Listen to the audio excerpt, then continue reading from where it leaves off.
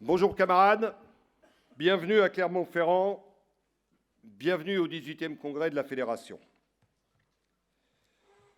Bienvenue aux 900 délégués représentant plus de 400 syndicats. Bienvenue à nos invités, nombreux, représentants des unions départementales, des fédérations. Bienvenue à nos invités d'organisations syndicales de l'étranger qui vont participer aux travaux de notre congrès. Avant d'entamer mon propos, je vous indique que notre camarade Cécile Raby, qui préside la séance au nom de la section FNEC de Clermont-Ferrand du Puy-de-Dôme, que vous avez entendu, est assistée de Christian Robert, qui est secrétaire coordonnateur de l'Interfnec de Toulouse, et de Hélène Caromcan, qui est secrétaire de la section FNEC de Guadeloupe.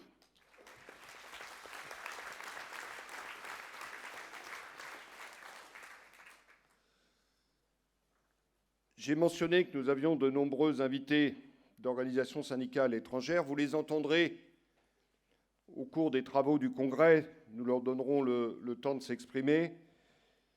Nous avons parmi nous le camarade Méziane Meriane d'Algérie, secrétaire général du SNAPEST, syndicat national autonome des professeurs de l'enseignement technique en Algérie. Le camarade Vangelis Bountouloulis de Grèce, secrétaire général du syndicat Olmé. Le camarade Souleymane Badiel du Burkina Faso, secrétaire général de la F Saint-Terre, affilié à la CGT du Burkina Faso. Le camarade Pacôme Attabi de Côte d'Ivoire, porte-parole de la coalition du secteur éducation-formation dans son pays. Le camarade Lassed Yacoubi, secrétaire général du syndicat des enseignants du second degré de Tunisie, membre de l'UGTT. Il est accompagné de son secrétaire général adjoint, le camarade Ahmed Mouawek.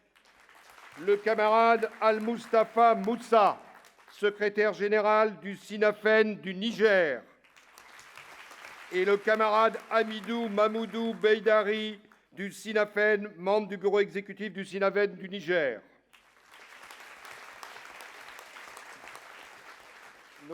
Nos camarades du GEW d'Allemagne se sont excusés pour des raisons de santé au dernier moment.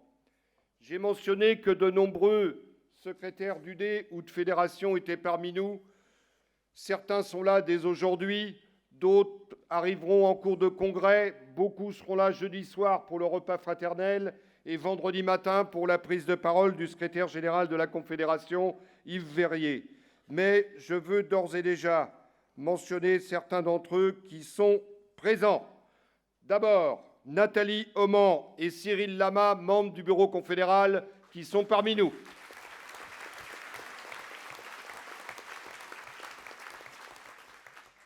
À la table des invités, vous reconnaîtrez tous François Chintron, ancien secrétaire général de la FNEC, qui est là avec Lynn, son épouse, et que je remercie.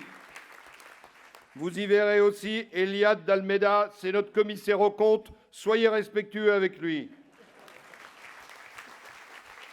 Vous verrez passer au cours du congrès Olivier Grimaldi, notre avocat. Vous verrez passer beaucoup d'autres camarades qui sont invités. J'ai vu Jérôme Legavre, ancien secrétaire fédéral. J'ai vu Jean-Paul Proux, ancien trésorier de la Fédération qui est parmi nous. J'ai vu Dan Moutot, un ami. J'ai vu beaucoup d'autres camarades, mais je veux citer un certain nombre de fédérations et d'unions départementales. Didier Béric de la Fédération des services publics et de santé sera parmi nous. Sébastien Puziris de la FEC-EFO. Alex Duluge de la FEC-EFO également, non, de la Fédération des services publics et de santé. Une délégation de 3 camarades des cheminots, dont leur secrétaire général, qui arriveront en cours de semaine.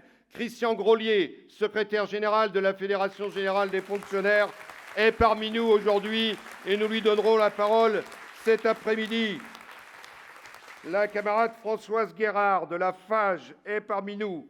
Le camarade Éric Pérez de FE Cadre nous rejoindra, de même que Hervé Quillet de la Fédération de la chimie, Franck Serra de la Fédération du bâtiment, Claude Simoneau, Philippe Soubirou, Nathalie Demont, Jean-Pierre Moreau et Olivier Bouis, tous secrétaires fédéraux de la Fédération générale des fonctionnaires.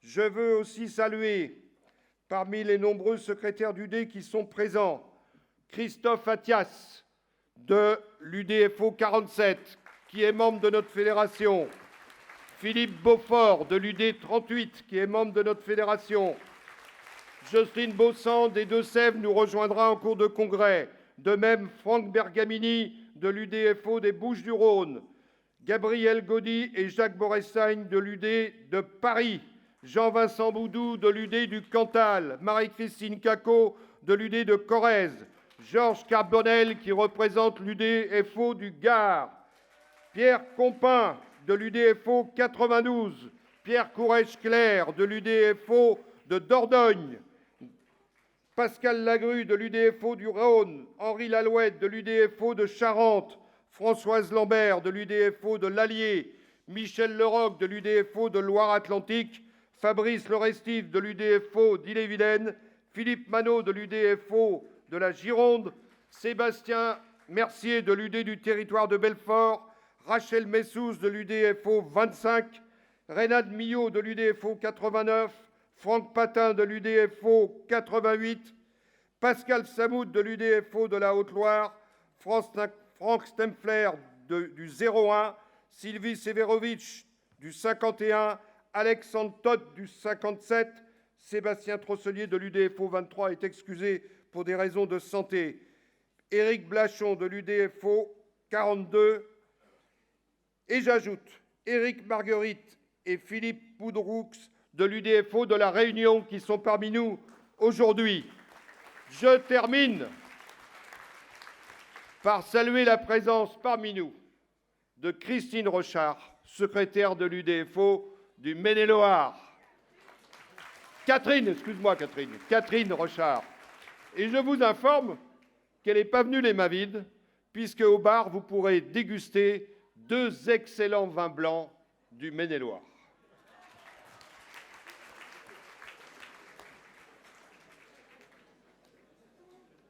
Je suis certain d'avoir oublié l'un ou l'autre de nos invités, et je suis certain qu'ils m'en voudront, mais que je saurai me faire pardonner.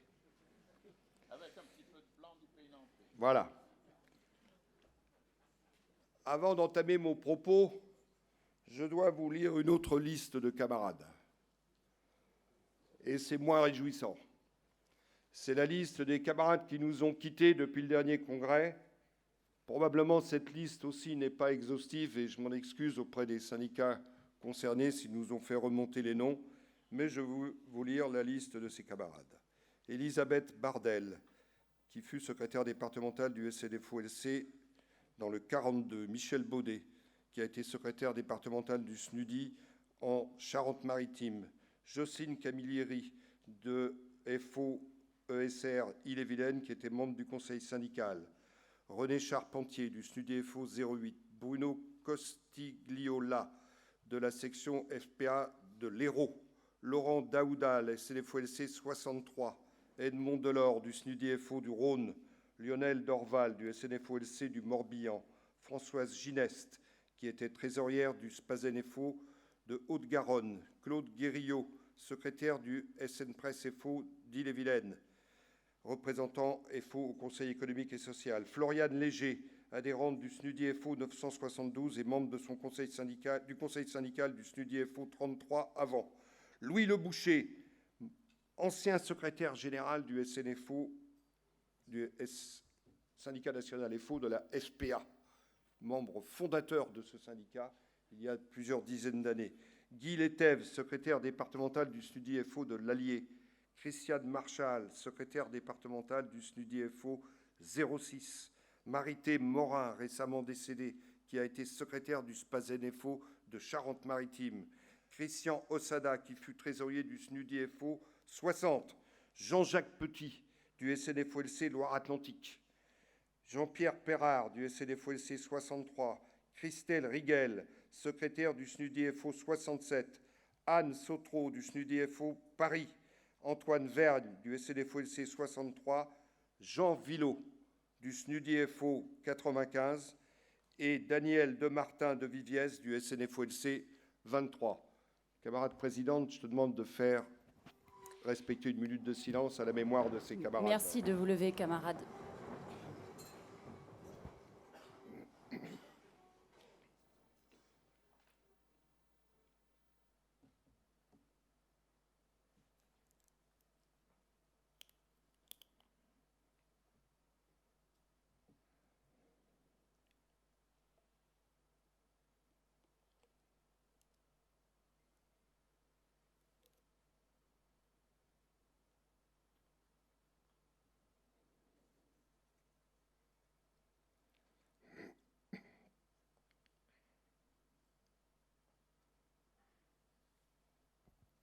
Je vous remercie.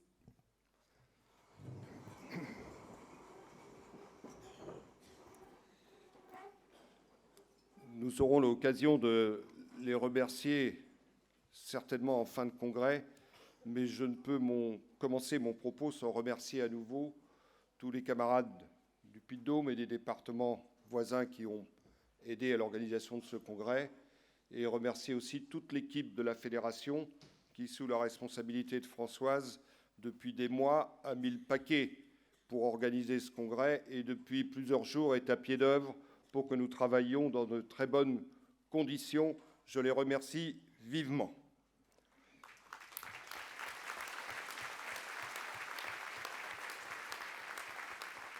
Vous avez pris connaissance dans les dossiers que vous avez dans vos petits cartables de délégués du déroulement du congrès.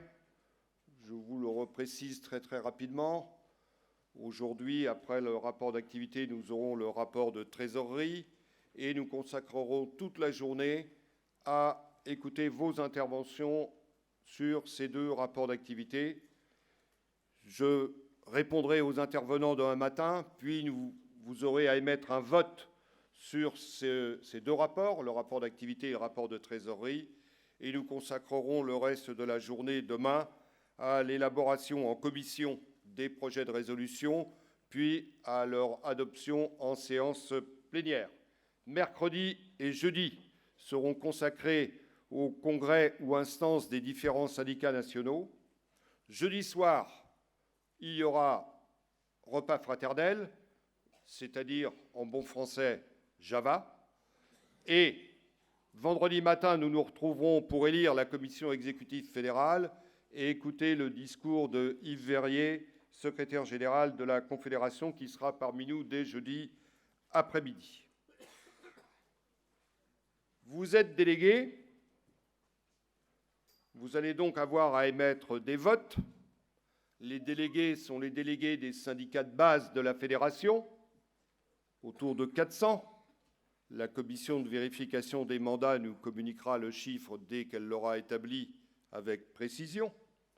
Vous aurez à voter les deux rapports d'activité et de trésorerie et vous aurez aussi à adopter les projets de résolution et enfin à élire la commission exécutive fédérale en fin de congrès.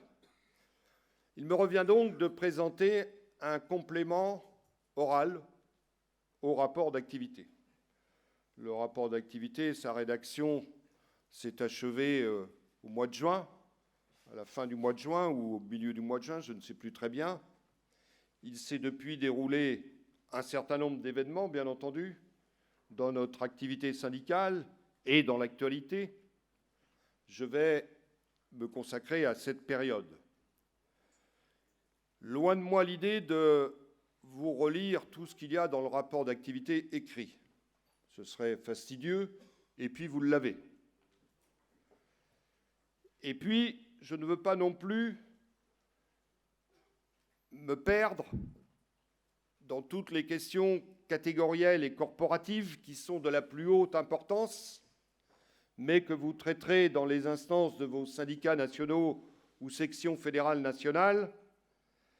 Mais pour les traiter sur de bonnes bases, pour les traiter correctement, encore faut-il que le Congrès de la Fédération établisse un cadre, un contexte, revienne sur ces orientations les plus fondamentales afin que nous puissions les décliner jusque dans la façon dont nous allons nous saisir avec les syndiqués, avec nos mandants, de toutes les revendications pour les faire valoir, pour les faire aboutir. Donc, mes chers camarades, je ne reviendrai pas non plus sur toutes les bagarres que nous avons menées depuis 3 ans, depuis le congrès de Gravelines, et elles ont été nombreuses. Mais je me contenterai de souligner les lignes de force de cette activité intense, en bagarre sur les salaires, en bagarre sur les statuts, en bagarre sur la défense des diplômes nationaux, contre la réforme territoriale, en bagarre pour la défense du cadre national de l'institution scolaire, en bagarre pour la défense de l'AFPA, en bagarre pour la défense du bac et contre la réforme du lycée. Camarades, les lignes de force de ces bagarres, ça a été à chaque fois la défense de nos conquêtes, la défense de nos acquis, la défense de nos statuts, la défense de nos droits, la défense du syndicat et la défense de l'indépendance syndicale. Je veux commencer par dire quelques mots de l'actualité internationale, sans m'y attarder. Mais enfin, mes camarades, vous êtes comme moi, où que nous portions le regard, où que nous portions notre attention, sur quelque continent que ce soit, dans quelque pays que ce soit, nous devons constater qu'à l'échelle de l'humanité, à l'échelle de la planète, les salariés et les peuples sont confrontés à une situation extraordinairement difficile, d'attaques, de remises en cause, qui se traduisent par des guerres, par des exodes de population, par des situations absolument catastrophiques. Et dans ce contexte général, dans la plus récente actualité, si nous regardons ce qui s'est passé à Hong Kong, si nous regardons ce qui se déroule depuis des mois en Algérie, et notre camarade algérien y reviendra dans son propos, j'en suis sûr, si nous regardons ce qui se développe à nouveau en Irak et en Syrie, nous constatons qu'à chaque fois, c'est la question de la démocratie, c'est la question des libertés publiques, des libertés politiques, des libertés syndicales qui sont en cause. Et à chaque fois, notre fédération, avec la Confédération, a pris ses responsabilités en soutien aux militants syndicalistes, en soutien à la défense des libertés publiques et des libertés démocratiques dans tous les pays où elles sont mises en cause. C'est ce que nous avons porté aussi comme mandat au récent congrès de l'Internationale de l'éducation qui s'est tenu au mois de juillet à Bangkok et où nous avions envoyé une délégation de la Fédération parce que nous sommes membres de l'Internationale de l'éducation et où nous avons proposé une résolution qui a été adoptée à l'unanimité, mais des camarades y reviendront, pour la défense des garanties statutaires des personnels de l'enseignement et de la formation. Mes chers camarades, nos invités étrangers reviendront sur certains aspects de cette situation internationale. Dans cette situation internationale, ils souligneront, bien entendu, ce que nous avons régulièrement évoqué dans le journal de la Fédération, dans sa dernière page. Des grèves dans le secteur de l'éducation se multiplient dans tous les pays du monde, aux États-Unis même, et ailleurs. Et à chaque fois, nous sommes frappés quand nous regardons le détail de ces grèves et de ces conflits qui durent des semaines, qui durent des mois et qui parfois sont victorieux, l'extraordinaire identité de revendications avec les nôtres, sur la défense du service public, sur la défense des salaires, sur la défense des garanties statutaires. Ce matin, sur une dépêche, j'apprends que le conflit qui frappe un pays qui s'appelle l'Équateur depuis une quinzaine de jours serait en passe de se solder par un accord et peut-être par une victoire des travailleurs équatoriens. J'en sais rien, il faudra regarder le détail. J'avais prévu de vous en dire un mot puisque, il y a quelques jours, sur une autre dépêche, on nous informait qu'en Équateur, en quelques jours, une situation quasi insurrectionnelle s'est nouée à tel point que le gouvernement a dû déplacer le siège du gouvernement dans une autre ville, parce qu'il y avait un soulèvement général contre une décision du gouvernement matérialisée dans des projets de décret d'augmenter de 123% le prix des carburants.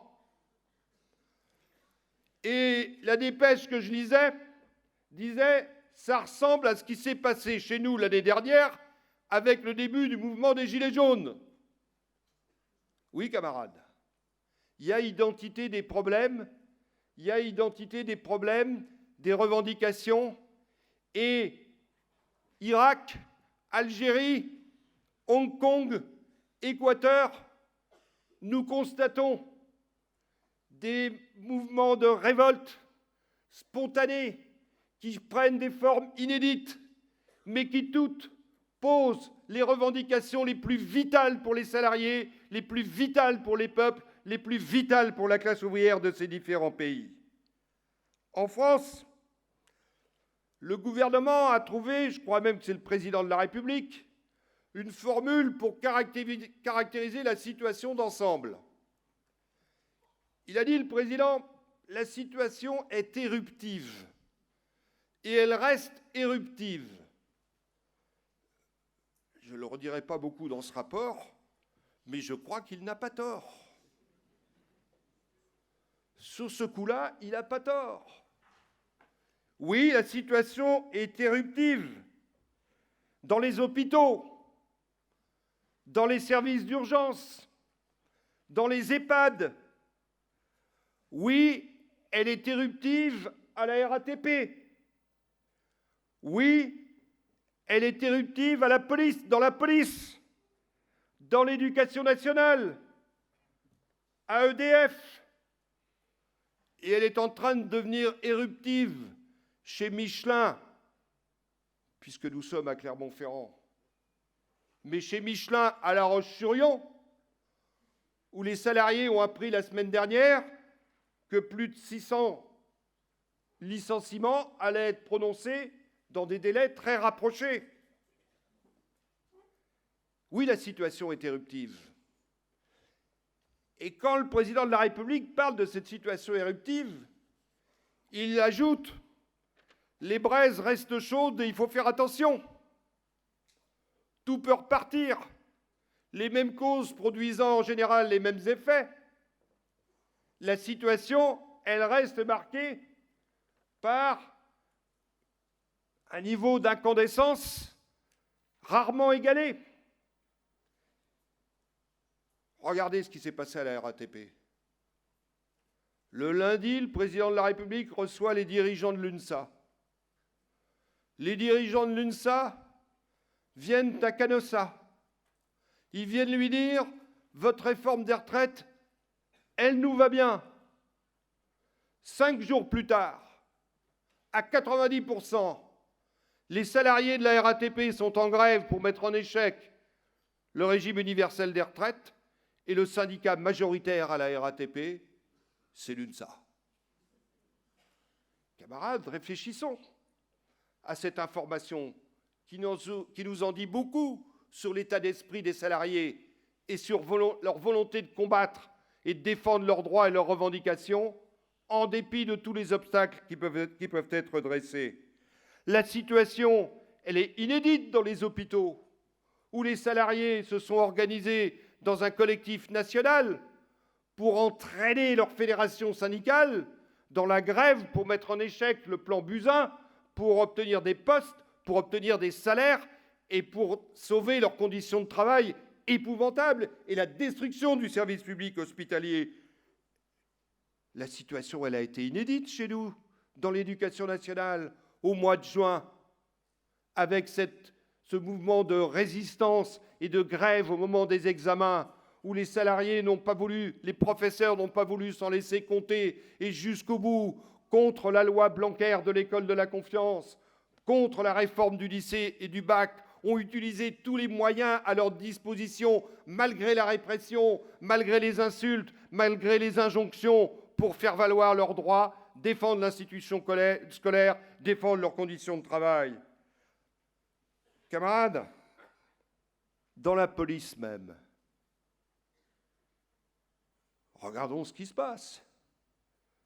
Ils manifestent à 27 000 les policiers. Et il n'y a bien que quelques dirigeants égarés qui ont pu comprendre que cette manifestation, c'était que les policiers demandaient des moyens supplémentaires pour agresser les manifestants.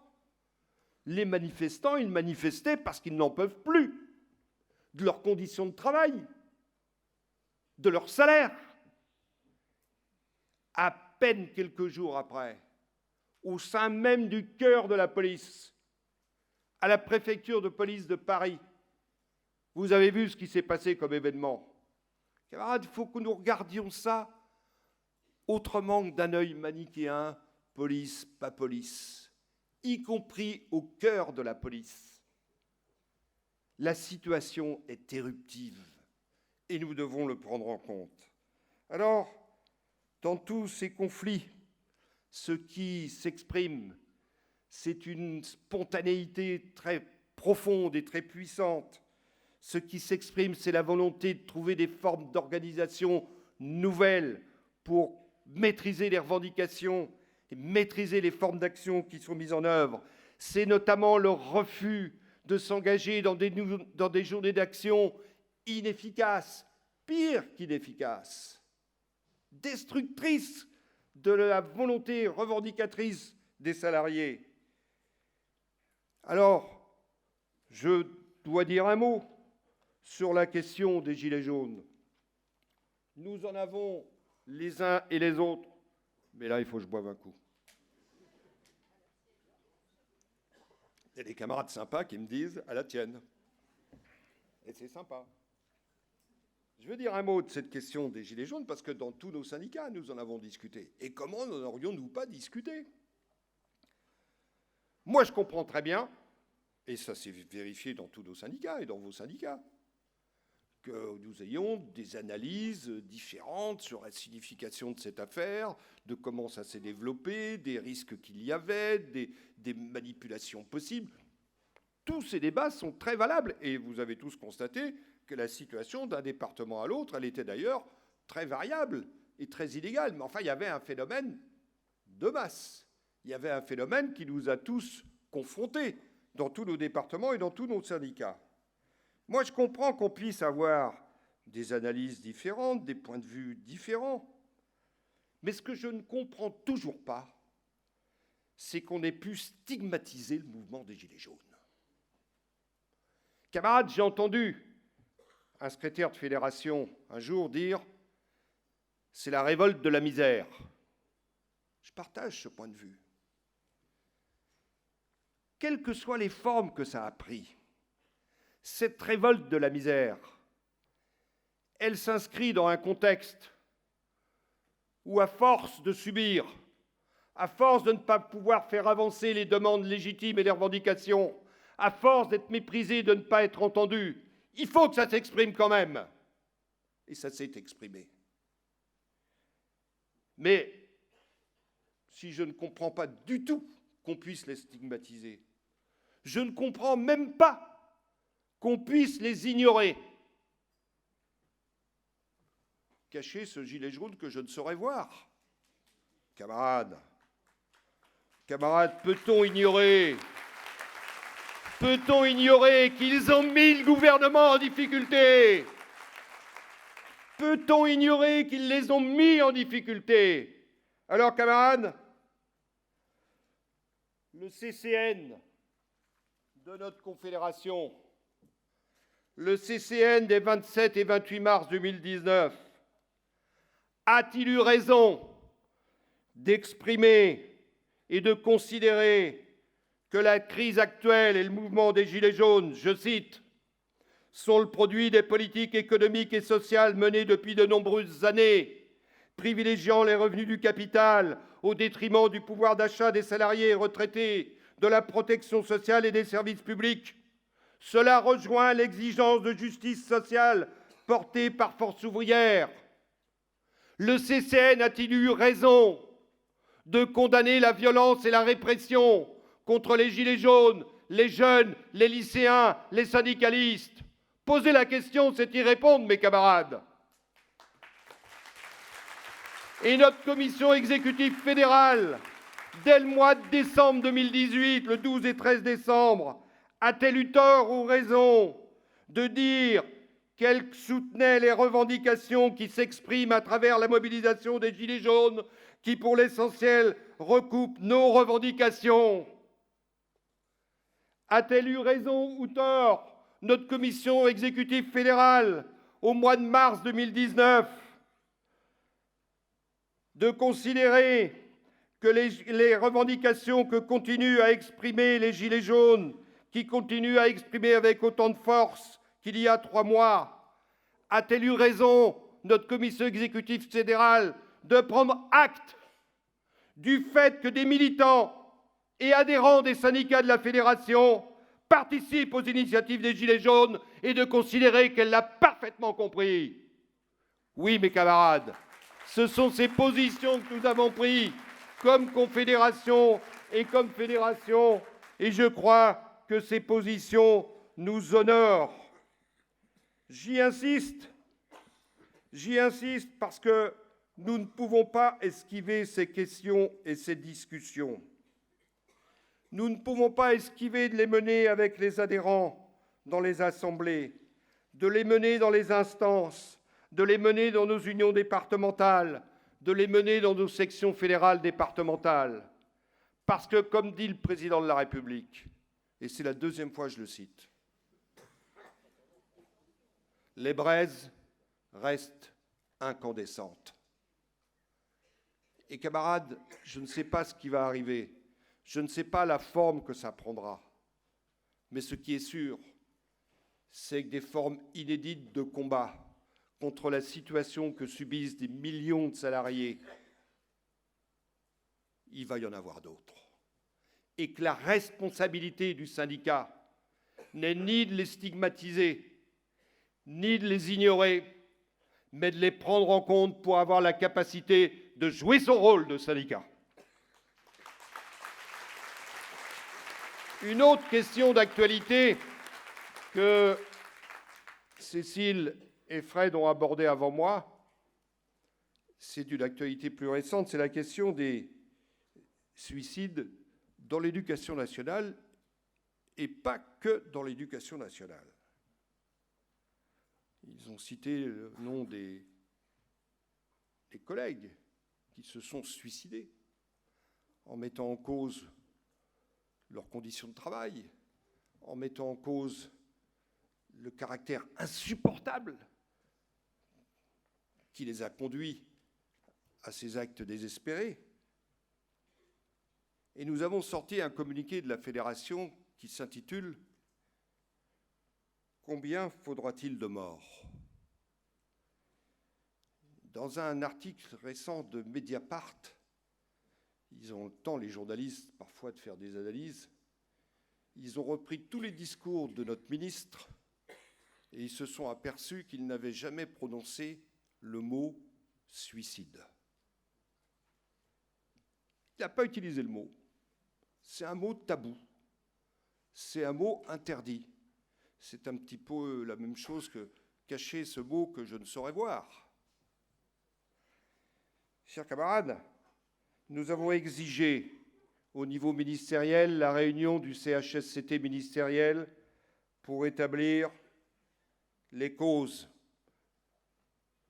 pour que les mesures de prévention primaire soient prises.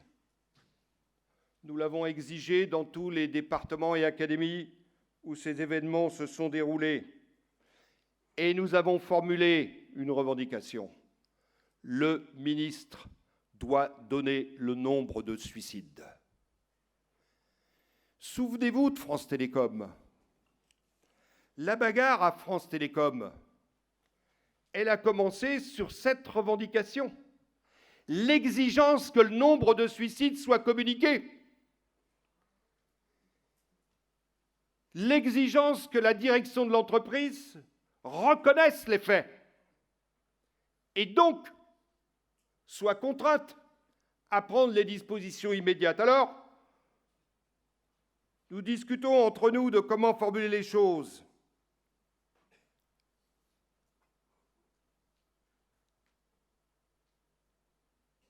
S'agit-il de méthodes managériales ou s'agit-il des contre-réformes? Mais peut-on séparer les méthodes managériales des contre-réformes? Oui, quand on constate ces faits, oui, il faut des réformes. Oui, il y a des trucs à revoir et des trucs considérables sur les rythmes scolaires, sur les conditions de travail des directeurs d'école.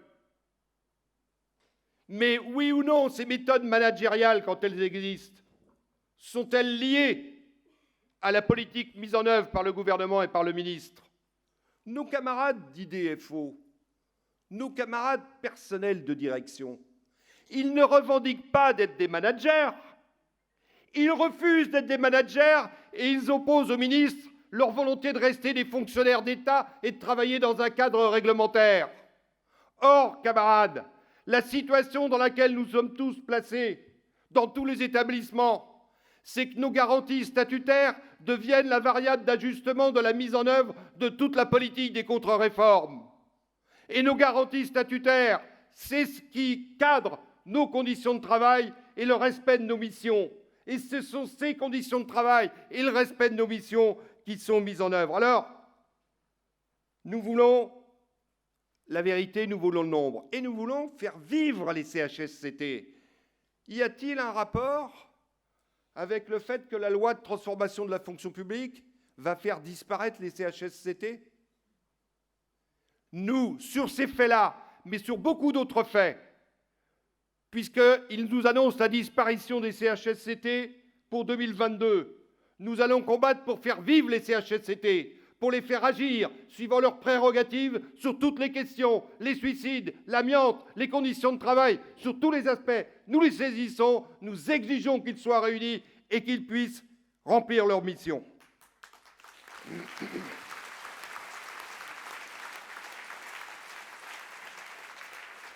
Parmi ces missions, il y a notamment toutes les situations de violence auxquelles nos collègues sont confrontés.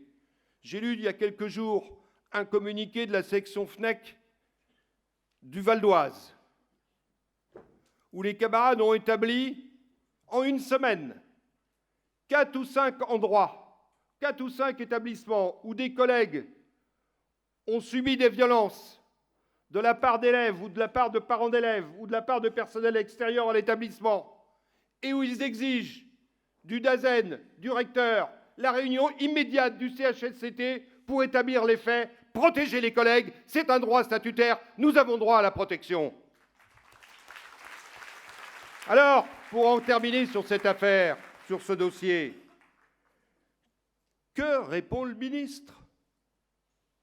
Nous nous sommes adressés au ministre, nous avons demandé la réunion du CHSCT, nous nous sommes exprimés au CT ministériel, au Conseil supérieur de l'éducation. Le ministre a considéré que nos propos n'allaient pas dans le sens de l'unité nationale et qu'il fallait faire preuve de responsabilité. Mais qu'a-t-il répondu, le ministre?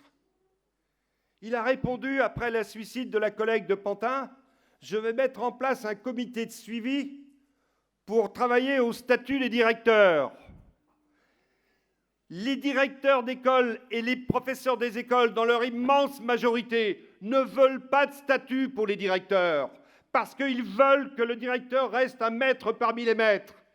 Ils veulent que ses conditions de travail soient améliorées. Et le ministre, qui a dû reculer dans sa loi sur l'école de la confiance, en abandonnant son projet d'école d'établissement public des savoirs fondamentaux, voudrait nous le resservir sur une sauce à peine différente avec les établissements publics d'enseignement primaire, associant collèges et écoles. Bref, ils veulent modifier la place institutionnelle de l'école élémentaire dans ce pays, modifier pour cela la place du directeur d'école et en faire un fonctionnaire d'autorité qui n'aurait plus d'autre choix que d'être le rouage obligé de l'application de l'ensemble de contre-réformes contre l'école et contre ses collègues. Alors il y a eu beaucoup d'effervescence, il y a même eu une pétition en ligne et une lettre ouverte d'un certain nombre d'organisations syndicales au ministre que nous n'avons pas signé. Chers camarades, nous aurions bien voulu signer. La première version de la lettre disait « Monsieur le ministre, votre réponse est un premier pas, mais ce n'est pas suffisant. » Là, on a dit « c'est pas possible ». On nous a proposé une deuxième version de la lettre qui ne disait plus que « votre réponse est insuffisante ». Insuffisante, la réponse du ministre? Insuffisante, la disparition des CHSCT? Insuffisante, la constitution d'un comité de suivi pour un statut de directeur d'école? Non, camarades. Notre indépendance nous protège. Nous sommes restés sur nos revendications, nous les avons exprimées et nous allons continuer à les exprimer. Et bien entendu, toutes ces questions sont au centre de la discussion sur la mise en œuvre de la loi sur la transformation de la fonction publique et de l'ensemble des mesures sur la réforme territoriale. Sur la loi transformation de la fonction publique, on a écrit beaucoup de choses dans le rapport d'activité, dans beaucoup de tracts, et puis Christian Grolier va parler cet après-midi. C'est un expert, il vous en dira beaucoup plus que moi et des choses beaucoup plus intelligentes que je ne saurais le faire. Mais enfin, je voudrais m'arrêter sur un point. D'abord, confirmer une chose que parfois on a tendance à oublier. La loi de transformation de la fonction publique, c'est la transposition à la fonction publique de la loi El Khomri et des ordonnances Macron. La loi de transformation de la fonction publique, c'est l'inversion de la hiérarchie des normes.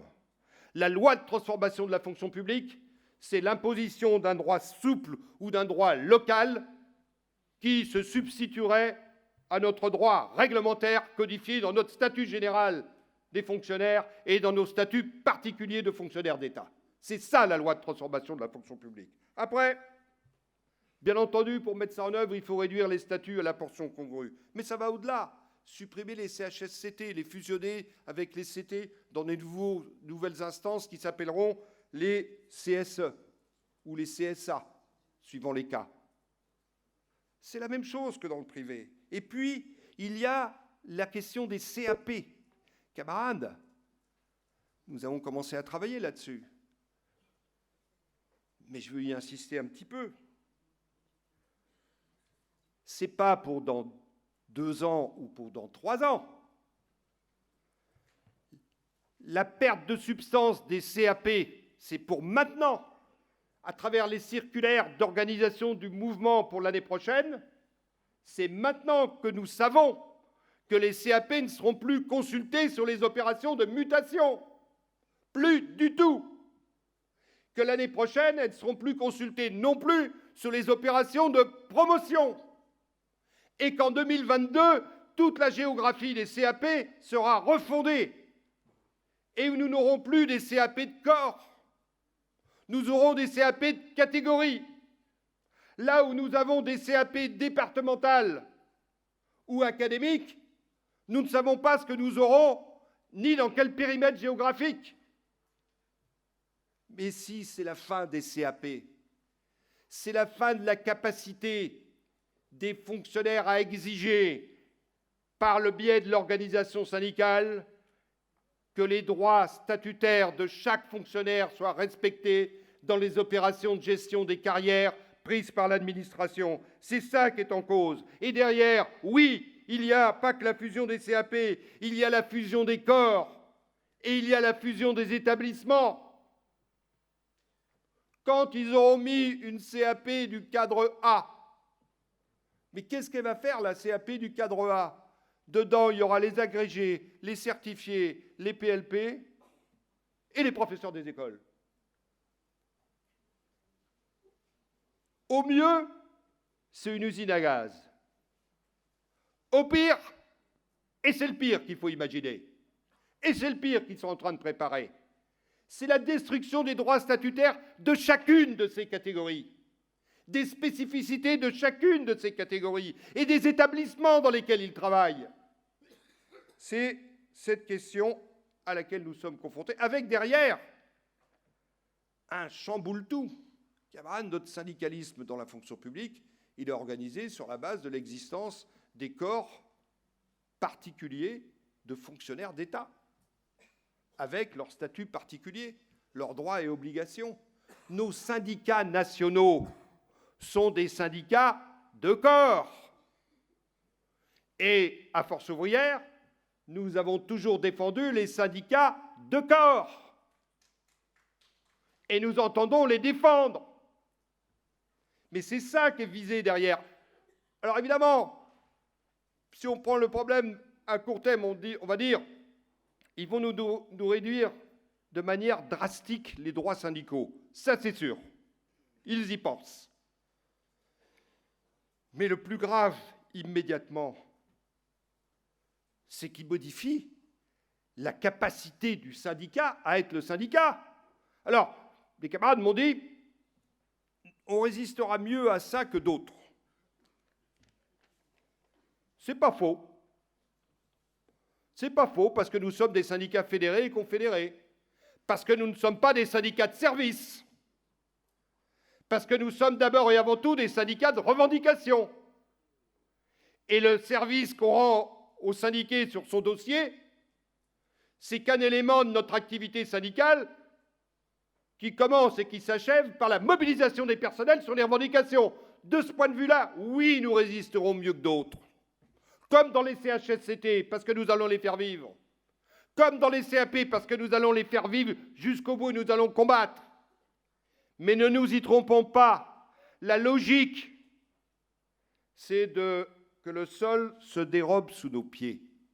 Ils veulent que le sol se dérobe sous nos pieds. Ils veulent que le syndicat n'ait plus d'interlocuteur. Ils veulent que le personnel n'ait plus besoin du syndicat pour faire valoir ses droits, puisqu'il n'aura plus de droits. Mes camarades, les choses sont liées. Et il faut que nous soyons très attentifs à ces questions. Alors, nous allons mener cette bataille avec la Fédération générale des fonctionnaires pour rester un syndicalisme de revendication, pour défendre nos droits statutaires. Ça va être une bagarre très difficile. J'ai entendu une fois ou deux un camarade me dire « mais c'est fini, la loi a été votée ». Pas du tout. On ne va pas se faire harakiri, hein. C'est pas fini parce que la loi a été votée. Il est arrivé que des lois votées soient dévotées, si vous voyez ce que je veux dire. Et là, on n'a pas bien le choix. Et je vais mettre ça en relation tout de suite avec la question des retraites. La loi de transformation de la fonction publique, la loi Blanquer sur l'école de la confiance, la réforme du bac et du lycée. Nous les remettons sur la table dans le dossier de la réforme des retraites, dont il ne faut pas qu'on perde de vue pour ce qui nous concerne, nous, que la réforme des retraites, au même titre que la loi de transformation de la fonction publique, c'est la casse du statut. Parce que la retraite, pour nous, le code des pensions civiles et militaires, mais je vais y revenir, ça fait partie du statut général. Et nous entendons que ça continue à faire partie du statut général. Toutes ces questions fonction publique sont totalement liées à la réforme territoriale. Nous nous sommes beaucoup exprimés à ce propos, et dans le rapport d'activité, et dans beaucoup de documents, et dans le journal de la Fédération. Je ne veux pas y revenir. Mais transformation de la fonction publique, réforme territoriale, tous les champs de la Fédération sont concernés. Nos camarades de la culture, nos camarades de jeunesse et sport servent d'ailleurs, eux, de cobayes pour la mise en œuvre de ces opérations, aussi bien sur le plan des questions statutaires que de la réforme territoriale, et c'est très avancé dans leur domaine et dans leur secteur. Mais ça concerne tous nos secteurs, culture, jeunesse et sport, éducation nationale, enseignement supérieur, enseignement privé également. Et il est vrai qu'une des catégories qui ramasse le plus en avant-première sur ces questions, c'est les personnels administratifs. Ce sont les personnels administratifs, et nos camarades du SPAZEN sont en bagarre, pas seulement contre la fusion des académies de Rouen et de Caen, qui n'est pas terminée, mais en réalité, ce qui se passe à Rouen et Caen est en train de se préparer et gentiment de s'amorcer dans toutes les académies, par les fusions de services, par les déplacements de personnel, par les abandons de mission. Et ce sont ces questions que nous avons ici aussi à traiter. Je veux dire un mot sur la formation professionnelle. Très rapidement. Là aussi, nous sommes beaucoup exprimés. La loi Pénicaud, dite pour la liberté de choisir son avenir professionnel, qui vient après un accord national interprofessionnel que la Confédération a eu la mauvaise idée de valider. Nous étions exprimés là-dessus, notamment au Congrès confédéral. Cette loi réorganise toute la formation professionnelle, initiale comme continue. Les diplômes deviennent des blocs de compétences. Les prérogatives sont transférées d'une manière ou d'une autre aux branches professionnelles, c'est-à-dire aux patrons, à travers une nouvelle institution qui s'appelle France Compétences, y compris la question de la définition des diplômes. Mais au-delà de ça, cette loi engage une profonde rupture d'équilibre. Il y avait une forme d'équilibre sur la formation professionnelle qui ne nous convenait pas. Parce que nous, on n'a jamais accepté que l'apprentissage soit opposé à la formation initiale sous statut scolaire. Mais il y avait une forme d'équilibre. Cette forme d'équilibre est rompue par la loi Pénicaud sur la liberté de choisir son avenir professionnel.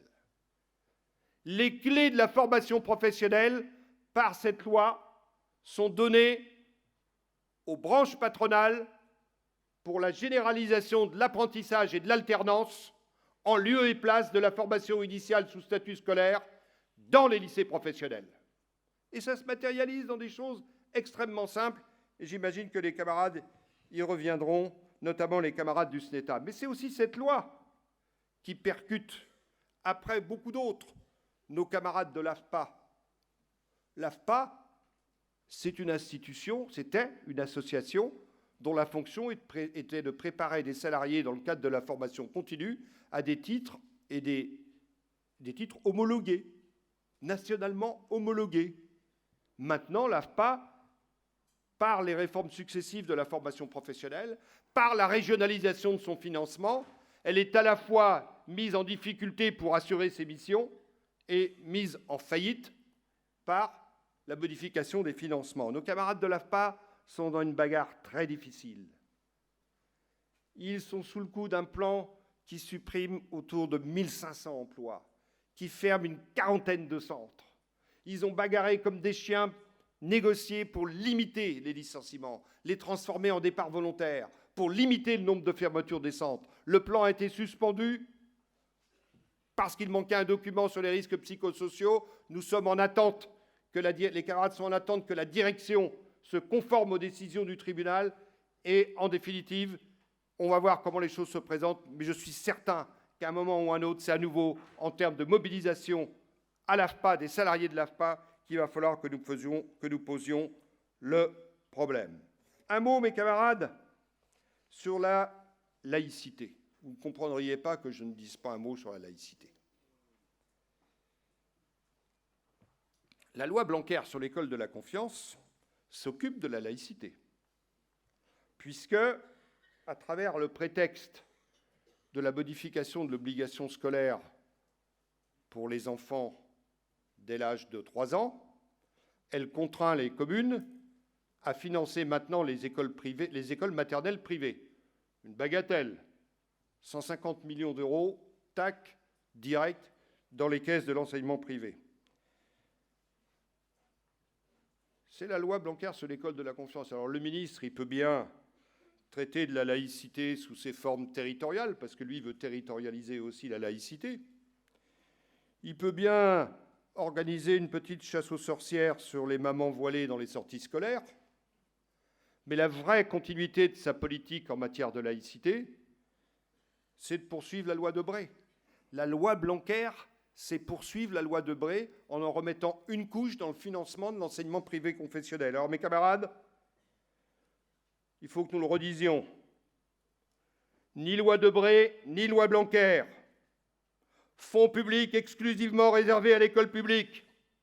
Respect de la loi de 1905 de séparation de l'Église et de l'État. C'est le mandat de la FNEC FP Force ouvrière.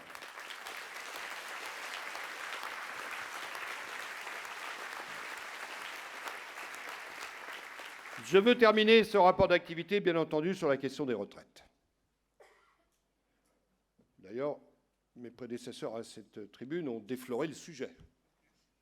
Mais nous sommes tous bien informés sur ce sujet. Camarades, le rapport de Levoy a été finalement publié cet été. La Confédération a réagi. La Confédération a dit « Nous n'acceptons pas un régime universel par points. Nous n'irons pas ajuster les paramètres d'une réforme dont nous ne voulons pas. Nous défendons les 42 régimes existants, nous défendons le Code des pensions civiles et militaires, nous défendons la CNRACL pour les personnels hospitaliers et fonctionnaires territoriaux. Point à la ligne. Nous n'irons pas à Canossa. Nous n'irons pas négocier la mise en œuvre de cette réforme. C'est le mandat de la Confédération, c'est notre mandat. Alors, camarades, nous avons participé à l'élaboration de ce mandat dans les instances de la Confédération. La Fédération, vous avez vu, on a publié des chiffres, des tableaux, des exemples, on a fait des simulations. Pendant tout un temps, personne n'a rien dit d'ailleurs sur nos simulations. Tout le monde les reproduisait. Puis au bout d'un moment, il y en a un ou deux qui ont commencé à dire « Force ouvrière exagère ». On avait vu un article dans la Libération, validé par des pseudo-tableaux de la FSU. C'est normal, mais j'y reviendrai. Alain a piqué une colère noire, parce que c'est lui qui a fait tous les calculs. Donc il a refait ses calculs. Tenez-vous bien, il vous le dira demain, ou cet après-midi, il les a fait vérifier par un polytechnicien. Et les calculs d'Alain sont impeccables.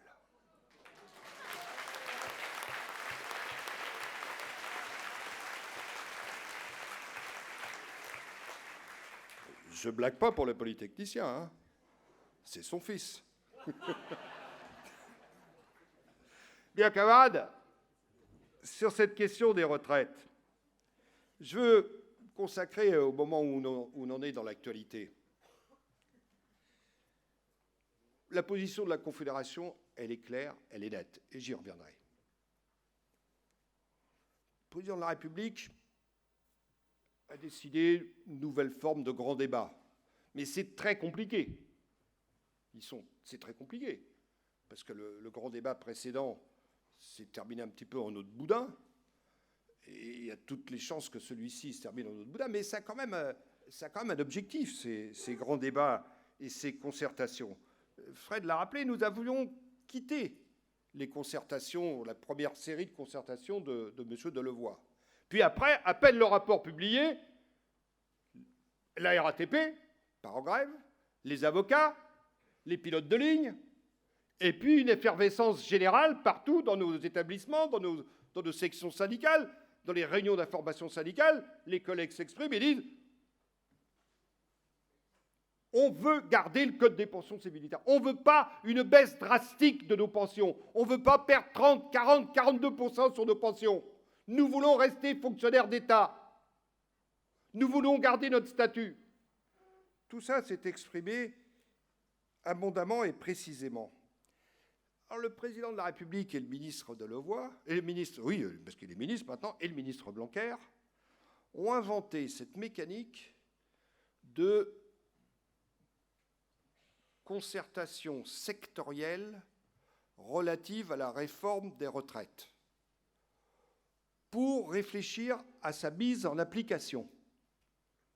On a reçu une invitation pour la semaine dernière à aller à une réunion de concertation sectorielle relative à la réforme des retraites pour sa mise en application.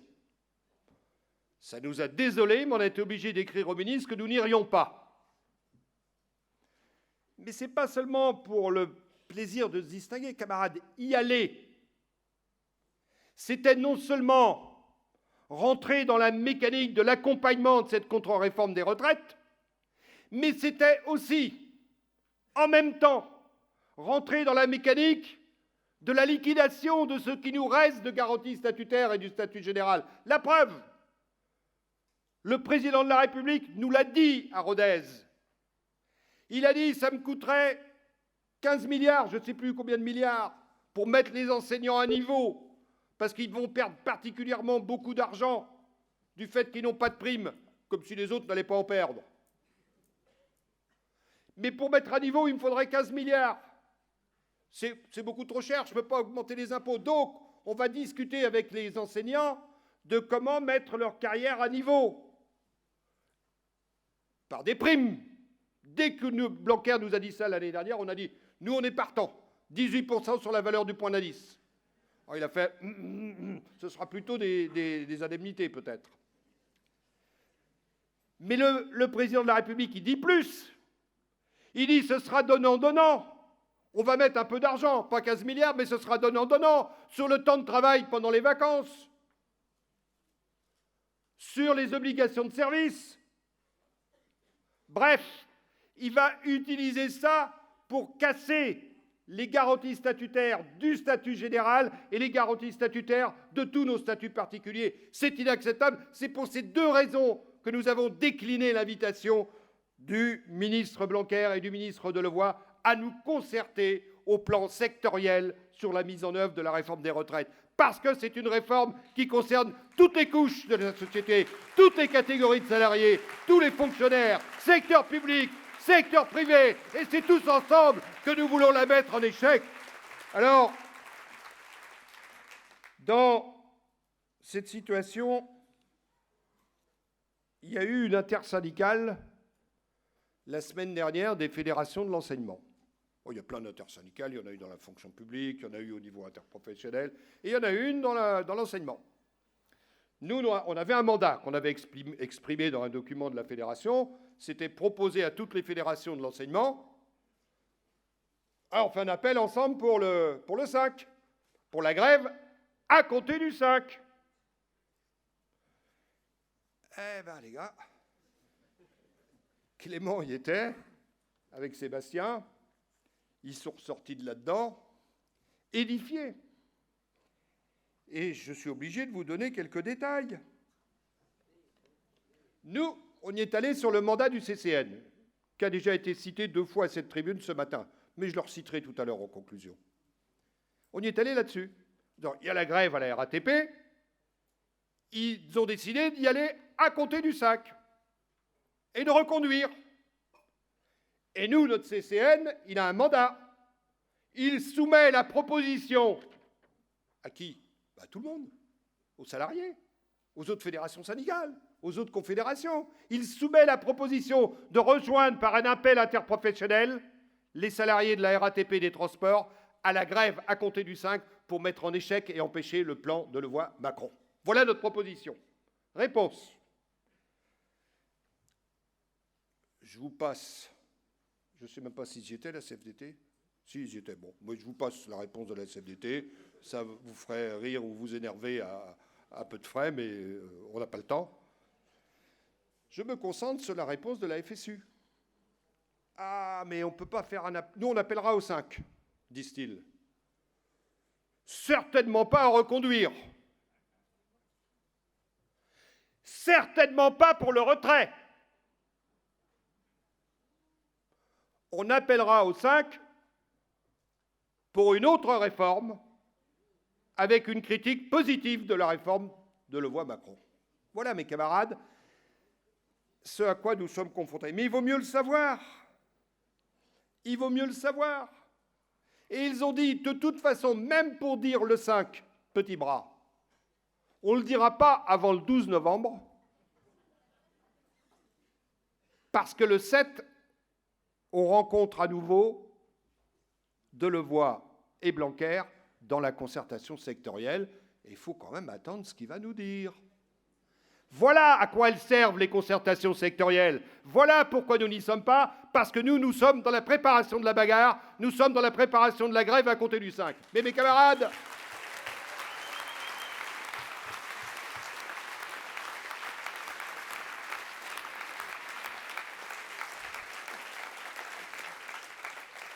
je viens de citer cet épisode de l'intersyndicale pour que nous prenions en compte quelque chose. Moi, je ne crois pas que l'appel formidable du CCN, à lui tout seul, réalise la grève à compter du 5. Camarades, déjà nous avons des dizaines et des dizaines d'appels, de réunions syndicales, d'informations syndicales dans les établissements, dans les écoles, d'instances qui se prononcent et qui disent « on y va, on organise les choses ». D'accord, d'accord. Un appel, une AG suffiront pas. Parce que ce que nous avons en face de nous, c'est que pour l'instant, la CGT, on ne sait pas bien où ils vont. Que la FSU, maintenant, on le sait. Tous ces gens-là vont finir par dire le 5, c'est une certitude. Mais nous, on ne bagarre pas pour que le 5 soit une belle journée d'action et que le 5 au soir, on dit aux collègues, rentrez à la maison.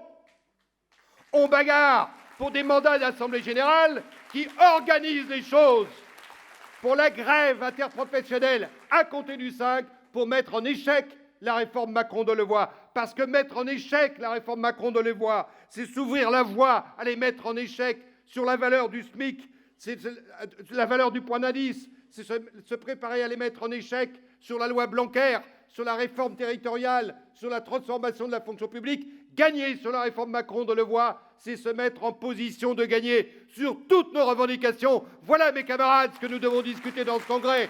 Vive la FNEC FPFO!